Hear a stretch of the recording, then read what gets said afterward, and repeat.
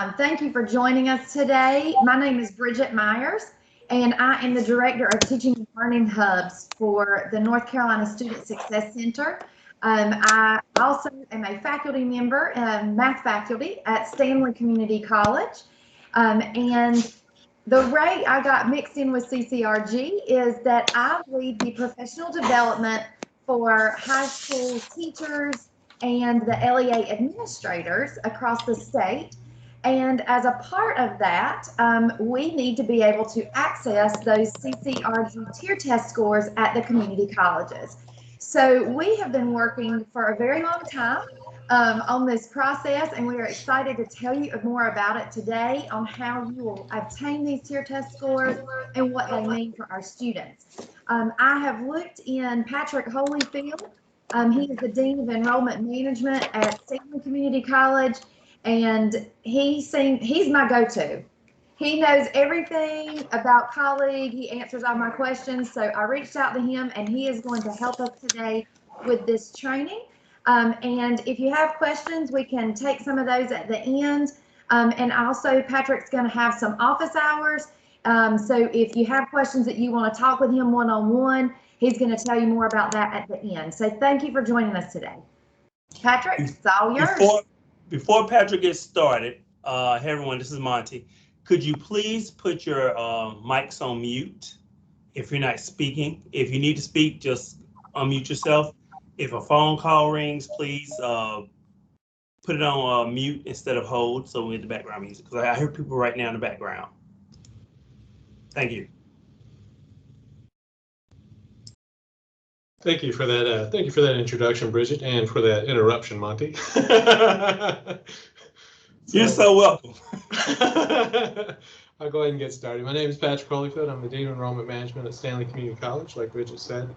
I will correct her on one thing, though. I don't know all there is to know about colleague, but I know a little, and I know people. So if you ever have any questions or need any help or anything, and you need a go-to person to ask a question to, you can shoot me an email or anything like that. And if I don't know the answer, I'll get the answer for you.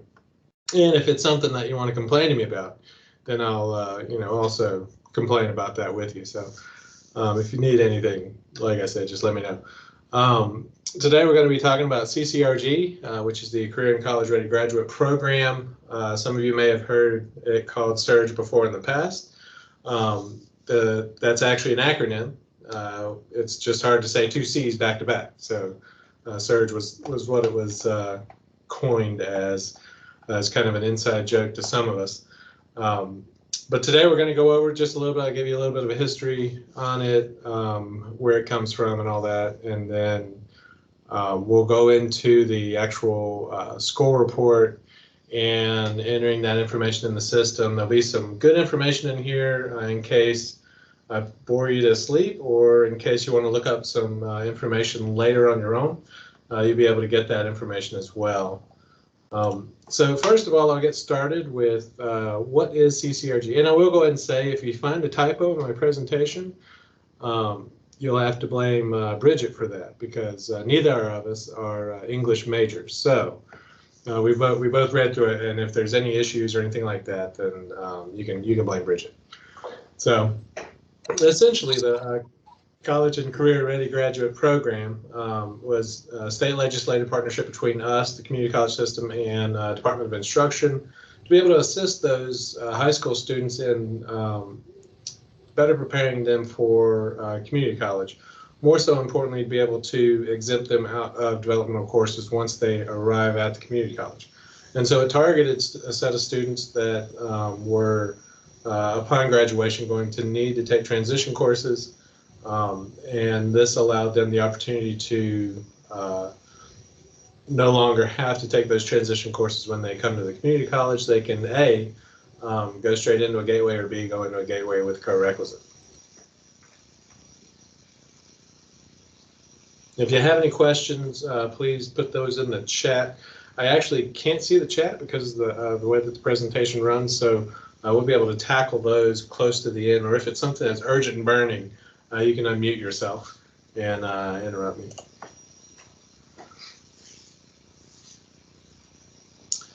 So what is CCRG and how does it work? So think of our RISE transition courses. It's set up exactly the same way. You've got your math portion is 3 tiers and your English portion is 2 tiers.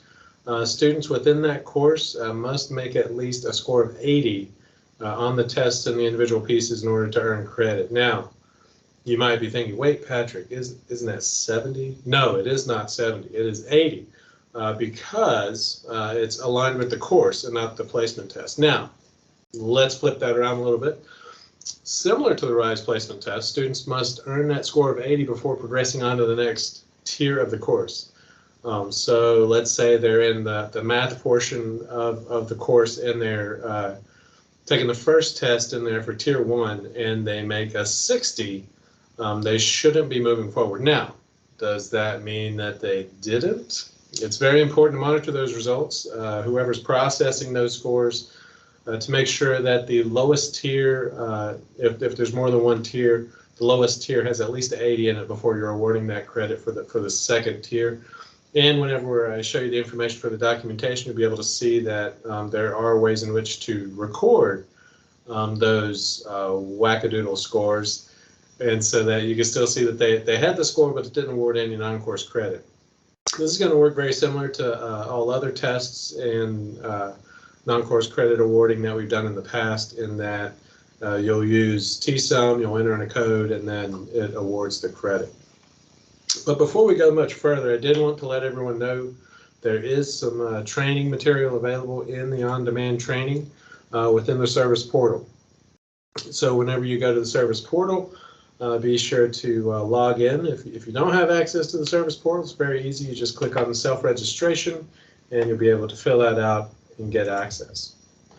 Once you're in there, you'll be able to go over to the over into our training area, and it is the actual code that you can look for is CURR-030B on demand, or I just went in the search results and did CCRG. So whenever I did that, then I brought up this link. When you click on that link, then you're setting yourself up for that on-demand training course. So everything that we're going over today is housed within that course. Miss Sonia Bartley actually set that up for us, and she recorded it for us. So she is the instant guru when it comes to non-course development and the way that it works in CCRG. So if there's any questions that you have that spring out of that video, be sure to reach out to her or submit a incident through the service portal, and she'll be able to reach back out to you. So one of the things that we discuss within that training and with CCRG, one of the first things that you want to do, and this is probably already finished because it was announced a little while ago, is the setting up of the CCRG non-course setup. And if you did not know already, that information has been set up in our Reinforced Instruction for Student Excellence RISE College Setup Guide, which is found within the service portal. So you can actually go out to the service portal, search for RISE Setup, and you'll get the guide. And when you're in that guide, you'll actually see the setup information for CCRG. That way, you can go ahead and have the non-courses built in your system.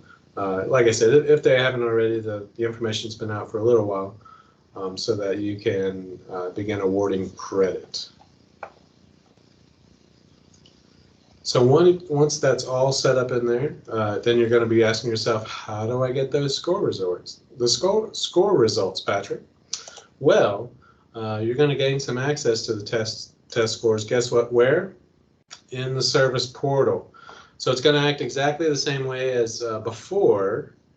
You'll basically log into the service portal. Your processor will log into the service portal, and they'll have a link for CCRG test scores. One of the things to keep in mind, if your person that's going to be entering the scores does not have access to the service portal, once again, they can go over to the self-registration link, click on that, fill out the information that's provided, basically their name, email, college, phone, department. Once they've filled out that information, there will be, the system office is actually finalizing how this process will work. But I'm thinking it's going to wind up falling into the process of, it's going to be an approval process. So once that new person has set up that account, there will be a data steward at your institution that will need to approve them having access to those CCRG results, because we have to be mindful of the confidentiality of the scores of the student. And so as the data steward, whoever's determined as that person, basically once you log into ServiceNow, you'll need to go and submit a ticket. When you submit a ticket, now I'll go ahead and tell you, this is how I did it, which was before we set up the process, but I had one of my staff members that needed access to it. I had them fill out the registration. I went and I submitted a ticket under the ServiceNow because it's in the ServiceNow portal. And then once, it was just a few minutes and the access was granted, and now the person has this new handy dandy CCRG test results link down at the bottom. And so everyone else will normally have your normal stuff, your trainings and surveys if you've submitted help desk tickets before in the past, or if you need to request anything, if there's your link. But once you have access to it, you'll actually see the CCRG test results link on the bottom right. So from there, one of the things that you're going to use to return those results is going to be that high school ID number, or as we so lovingly remember that called, their lunch ID or their lunch number. Working with students coming in from the high school, and you ask them, what's your NCWISE number? Who remembers the NCWISE number? What's your NCWISE number? No one knows what that was. Or your high school ID. I mean my picture? No. Your lunch number. Oh yeah, blah, blah, blah, blah, blah. So everyone knew their lunch number, not so much their NCWISE number. So one of the things that you will need to be able to identify, and this is why early on, a little while ago also, Sonia Bartley had told us that we really need to make sure that we have our high school IDs in the system, make sure that they're importing properly, and that we are maintaining those. So as we then receive a high school transcript, check that high school transcript against the number that's found in the system. There's a couple ways that you'll be able to find those numbers. So if you're working one-on-one with a student and they tell you that they participated in the CCRG course and they've already submitted a high school transcript, you can actually go into XNCA and pull up that number right here. And so their high school ID is already in the system if it imported on your system, or if your processors actually entered that in on their record. And so you'll be able to take and use that number in the system. Another place where you'll be able to find it is on their high school transcript. So it'll be up here in the top, or it'll be right here. And just for those of you that are worried about FERPA, and I'm giving out that PII, guess what? This is fake. If anyone knows what 123 McKeever Street is in Greensboro, let me know, and we'll talk about it. But so this is where you'd be able to find that student ID number, the lunch number, on the high school transcript. So then you're thinking, well, if I've got it there and I've got it in the system, is there a way that I can run a report to pull that information out, and so I can just do a batch process for it? Is this going to be able to be run in batch? Because Patrick, I don't have time to be running one at a time. You know what? You can. So you can build a report within Informer, or you can have one of your folks build a report in Informer. You're looking at the applications file. One thing to note is that you're going to be looking for the high school ID, not the student ID. And when you create this, I used, one thing to note is that everyone on the call today will be using just this previous year is how long the CCRG, the official CCRG, has been running. So you only need the students from the previous high school graduation class. You don't need anyone from 2012, no one from 2019 high school graduates. It's going to be just your 2021 high school graduates. And so those you can actually, I use a filter of just the last window of students who graduated. And then they applied for the term. And then knowing that 2.8 and up is going to put you into gateway courses, I use that as the top end bound. If a student has a high school GPA higher than 2.8, I don't want to see it. So I created my list, I run that list, and then I export out into Excel. and then I can copy and paste those high school IDs into ServiceNow. So now that you've got those, first you've got your non-courses built, then you've got your access to the CCRG test scores, then you've ran your report, or you've identified a student who was in CCRG and you need to return those results. Where you go then to get the results is back into the service portal again. So you're logging in. You're going to go back down to that bottom button where it says the CCRG test results. Click on that. Try to make it as easy as possible. We used some feedback from some folks to try to figure out, make sure that we're doing making this as easy as possible. Here you can actually use their student IDs or their email addresses. Remember, this is not your email address that you assigned them when they applied to the college, but their email address that they had in high school. So it could be one that was generated through NROC or one through EdReady, or it could be their high school at countyschools.edu. So it could be one of those combinations. But the one thing that you do know for certain is going to be that high school ID. You can even put it in here as just a long string of high school IDs, and it'll be able to return a list for you. So from that report you create and you run, export it out into Excel, you can actually copy and paste all those IDs, or copy those IDs from Excel, paste it in this window, hit search, and you're going to get the results. So when the results come back, if it's a student who did not participate in CCRG, it's going to come back with not found information. If it's a student who didn't make it up to the testing points, it may say not found. Also, you'll have students who did participate in it. And so it's going to confirm what the student's name was. Their high school ID is going to be in this field area right here. Student's email is going to be right here. And then when they actually took it. If they did not have scores, you'll just see goals but no scores. When they actually take the tests, it'll actually come up with the scores here with the test. So CCRG Tier 1 score was 38. One thing to note, you may see this Test A, Test B, Test C. Don't worry about that. Just worry about which tier of English it was or which tier of math it was. And then you'll look at the scores that they have. And those scores are what you'll enter into the system. And that's what will be used in TSUM. Now, I said it, in TSUM. So then we go into the system, we enter that information in. One thing to note while I'm on the screen here, a good little shout out for Sonia Bartley and a reminder to everyone else, be sure once you build this information, if you build it and you want to check it out to see how it works, build it and test, and practice and test. Don't practice this in production because guess what? You'll get in trouble. Daily reporting happens from your colleague instance into the system office, and they want to be able to track this information to see once folks start entering in the CCRG results, or really any other information in the system. They want to be able to track it, see it, how can we better the student experience, how can we better processes for you guys. And so you'll enter the information in here, be sure to use the date that they took it and the actual score. You'll enter that into the system. Once you hit save, it's going to populate the non-course credit information. Again, check back on the on-demand training for the official wording on how that works. But from Patrick to you guys, that's what you do. Notice it says no, it's because the score is not an 80. So if it was an 80 and up, it would wind up having yes on there, and it would have built the non-course equivalencies in there. And guess what, folks?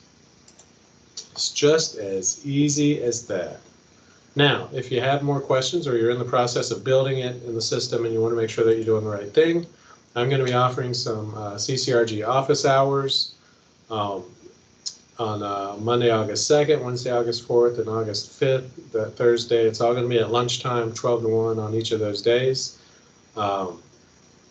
We will find a way to get this information to you. We'll probably send it out through the listserv for you guys to be able to attend if you want to attend. But other than that, that is all of the information that I had to share today. Make sure that if you have any questions, this is being recorded, so you can be able to hit it up and listen to my beautiful voice one more time just to get caught up on all there is to know about CCRG. Or again, like I said, check out the actual on-demand training, and you'll be able to get caught up there. So now I'm going to end my sharing. Hey Patrick, this is Sonia. Can I just highlight one other thing? Sure. You mentioned like test A, test B, that type of thing. I just wanted to remind everyone that it's important if the student, for example, took or attempted the test more than once, that we do want you to record that data into your local college system. So we don't want you just to record the highest score. We want to make sure that we're capturing all of the scores that you retrieve, even if one is not, I'm going to use the term successful, or, to award credit. Perfect. Thank you, Sonia. And Patrick, there were several questions in the chat, but between Sonia and I think we answered all of them. So we did cover that for you. But if others have questions, you're welcome to unmute yourself and ask.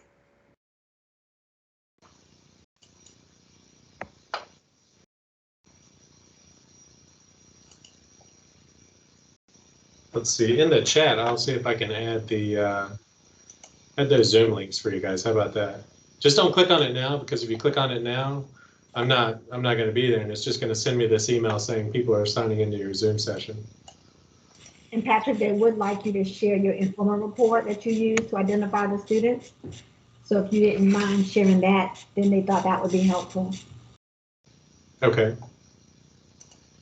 So let's see, so the Monday, August 2nd. And just to clarify, because we have no knowledge of CCRG, like literally at all, if we're identifying students with RISE, we're fine. It's when they don't meet it, we then go look for those CCRG scores. We're not looking for scores for every single student, no matter what, only on the ones that we need to try to exempt developmental, correct?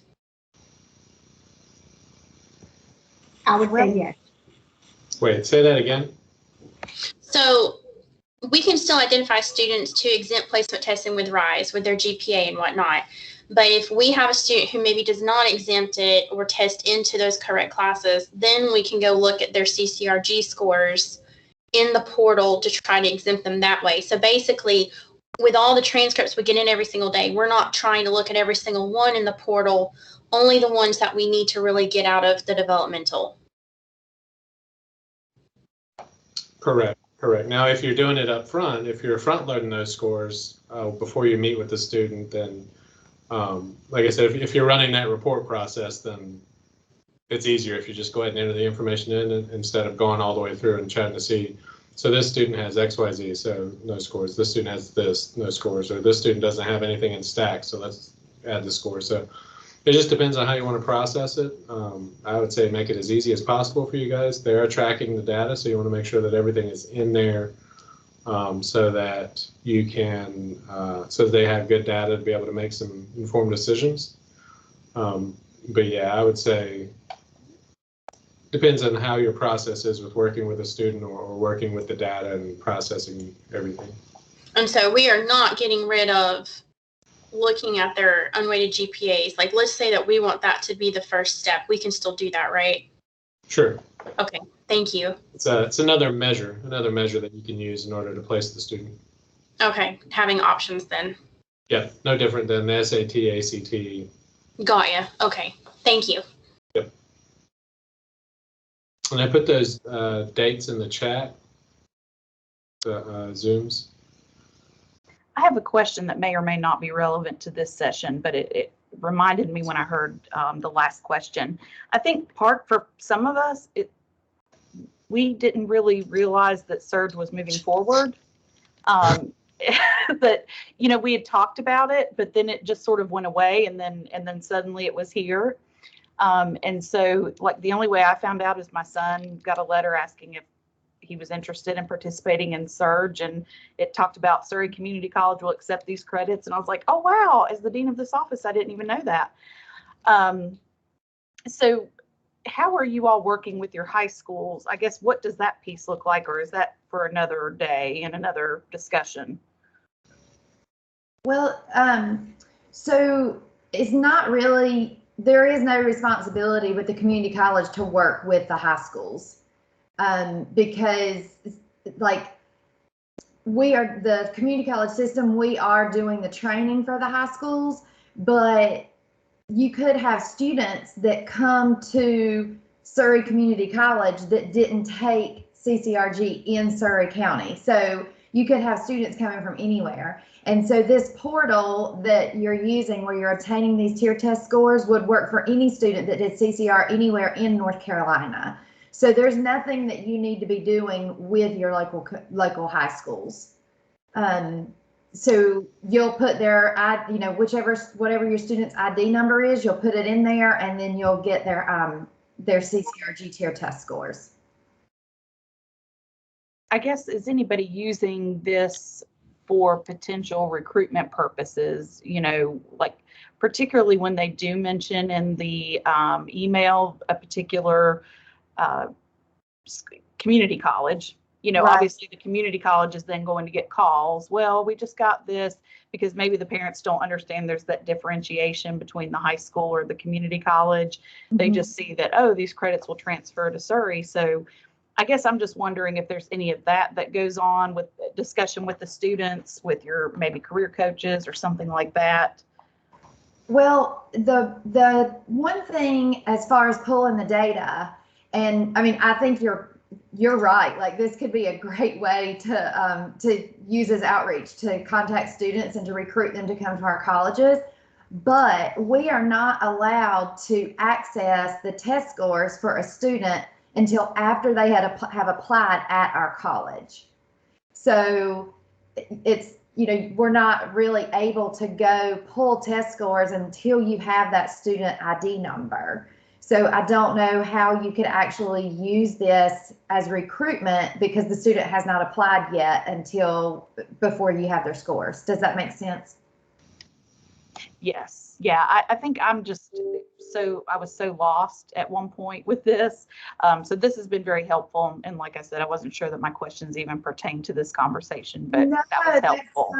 Yeah, it's been a long time coming, and the legislation was passed in 2016, I think it was, or 15, and DPI did ask the state legislators for extensions several times, and their extensions were granted. There were a couple schools that did pilot in previous years, but very few that were doing pilots. And then in the spring of 2021, right in the middle of COVID and in the middle of the school year, they had to begin. It was like, no more extensions. So CCRG was implemented in the LEAs across the state starting this past January. So we have our real first round of graduates that just graduated in June, this past June, that would be entering our colleges now that should have those scores. Now, it is state legislated that the way the legislation is set up is that all high school students by their junior year, they're looking at their junior year GPA. If they have between a 2.2 and a 2.799, they are supposed to take the CCRG math and English courses. So that's what the legislation says.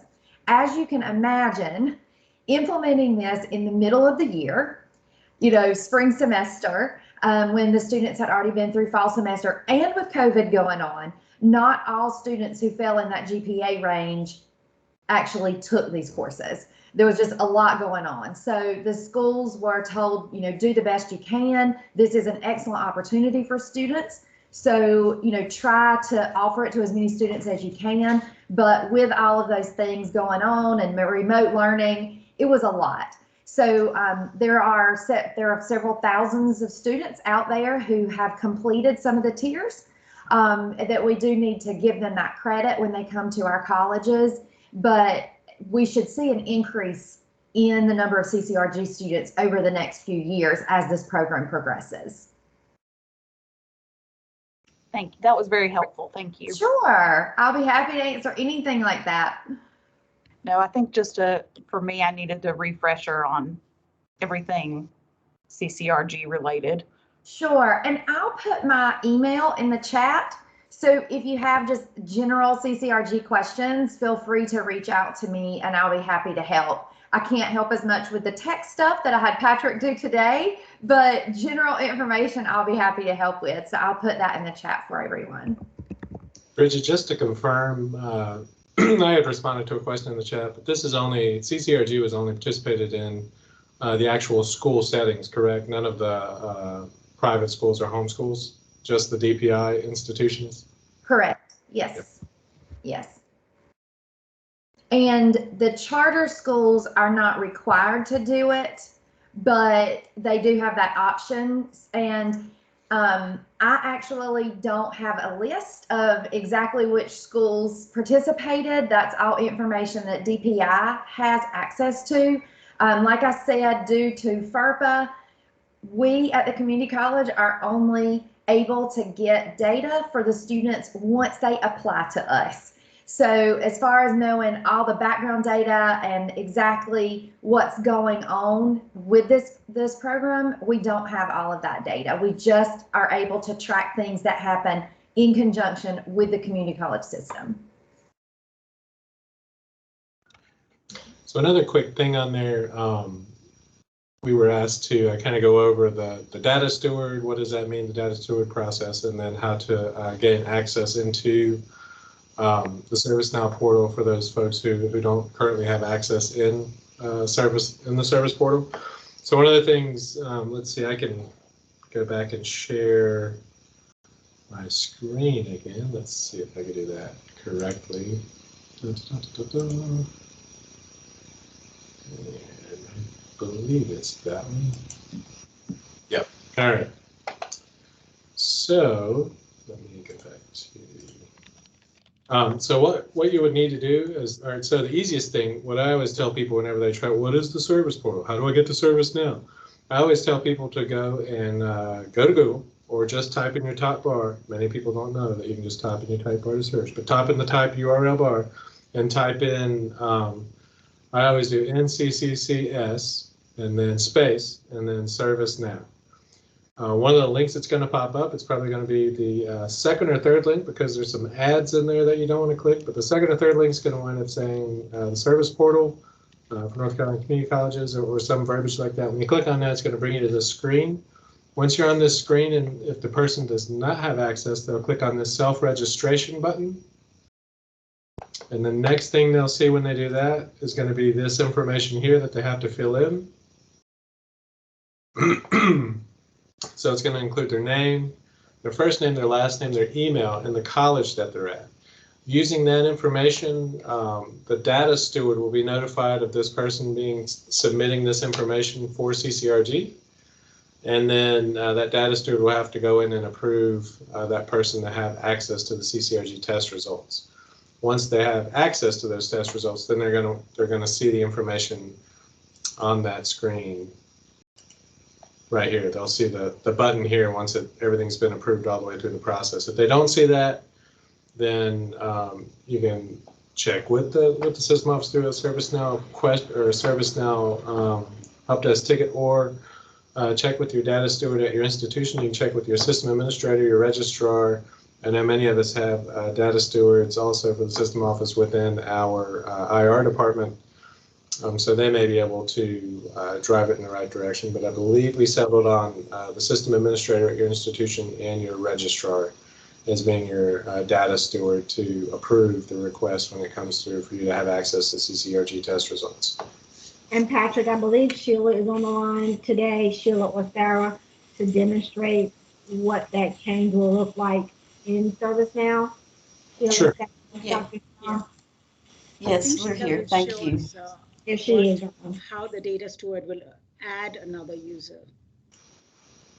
Okay, thank you. I'll take control of the screen if you don't mind. Sure. Okay, thank you.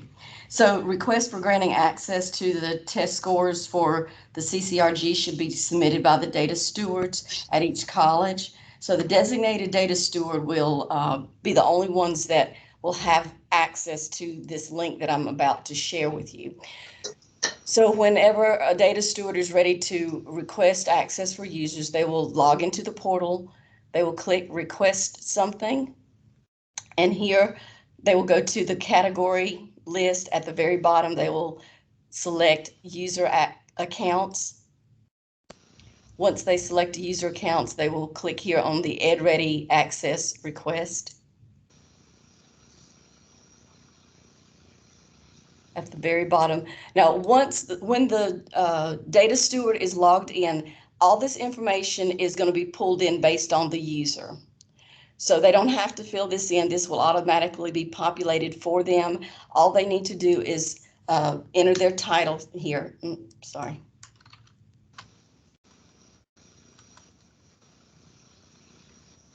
And at the very bottom, they can begin adding users that need to have access to the scores.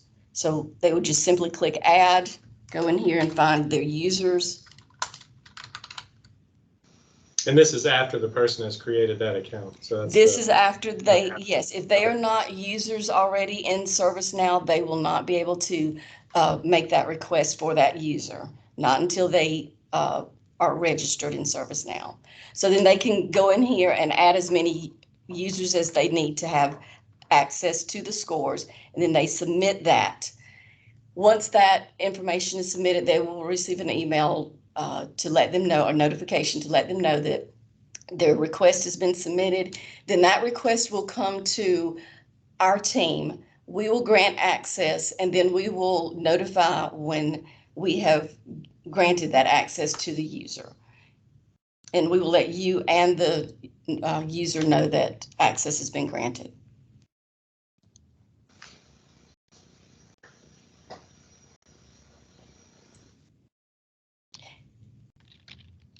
Any questions? Patrick, did you notice my comment back to Sarah? I think that's what we agreed upon earlier. She asked who the data steward was. So check with your registrar and or system administrator. That'll be the person that would complete that loop for you in the system. If they don't know that they're it right now, they'll be finding out. I believe they're actually setting them up as that person. I think they're in the process of doing that. And Patrick and Sonia, Dr. Shaw, we have created a report here that will allow you to see the data stewards once we have those data stewards listed, and the CCRG viewers for that college. So all you will have to do, we'll share this report out once we have all this information in.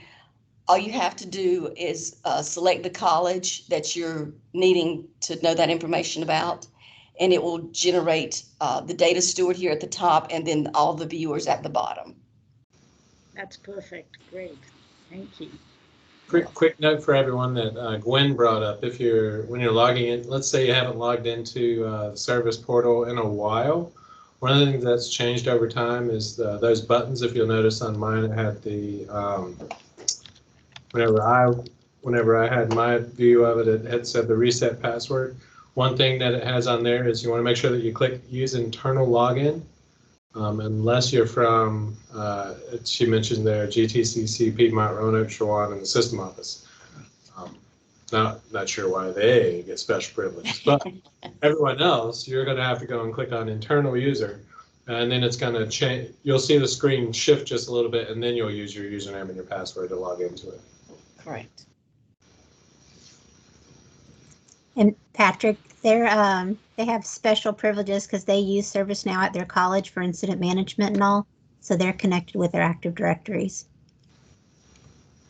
Heard it here first, folks. And then Sarah and team, Sarah asked a question about kind of going back to the data stewards. Sarah, think of it this way, and Patrick, of course, add to anything that I say or take away. But think of it this way. If someone needed access to TSUM on your college campus, who would sort of give that permission? If you had a new user on your campus and they were asking for TSUM, who is the data steward? Who typically approves that before it goes to IT? Generally, and I know that it varies by college, but generally the registrars are deemed that type of person is the person who approves that access. And basically, we're adding information to a student's record, which is typically why the registrar. So, Sarah, I think that even in your role, until you all replace Ben, that you could feel comfortable if you had anybody on campus, you all to decide who's going to obtain the scores and then report those into colleagues. And I see Patrick shaking his head, so I think that's a good thing. Sonia, I think the one thing we have to remind everyone is that since these data are protected by FERPA, we have to also be very careful on how, if you're downloading the data, please make sure that you're saving it in a secure server and you recognize that, you know, unauthorized access is a breach of our FERPA. It'll be a FERPA violation. So if you're looking at the screen and directly entering into colleague, you're definitely protected. There's no risk. But if you're downloading the table and saving it somewhere, please make sure that, you know, you're following your local IT requirements on how to save FERPA information. I love it. Perfect. And I have to highlight this, and if you listen to the on-demand training, you'll hear me say it. We really were trying to only give a max of 2 people per college access. Of course, there are some colleges out there who definitely, whether it's by location, size, those types of things, need more than 2 users. But we really are asking that you all evaluate this on your campus before we have 5 people from a campus needing access. The goal was to have a max of 2. Of course, we understand that in some scenarios we need more than that. And again, fairly, we're talking about the registrar's office or the system administrator. Those are the stewards that we have identified.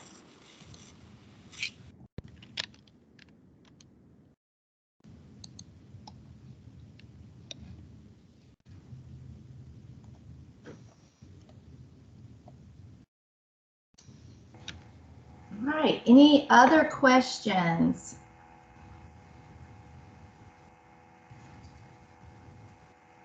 Okay, well, I will send an email out to this group that attended the meeting, that was invited to the meeting today, I should say, not attended, but that it was invited. I'll send an email out that has those Zoom meetings that Patrick is going to offer, those office hours. And those are just going to be a drop-in, so you can drop in anytime during that hour, ask a question if you need to share your screen and get some help with something specific. I will be sending those out so that you can plan to attend those if you need some assistance. And feel free to reach out to me or Patrick. And if we don't know the answer, we will get it for you. I think there are 2 more questions, but I think she just answered them. Sorry. Okay. All right. All right, everyone. Thank you for being on the call today. I will give you back 15 minutes of your time. All right. Thank you. Thanks, Monty. Thanks, I'll Patrick. send this recording out once I get it, okay? All right, thanks, guys. Bye.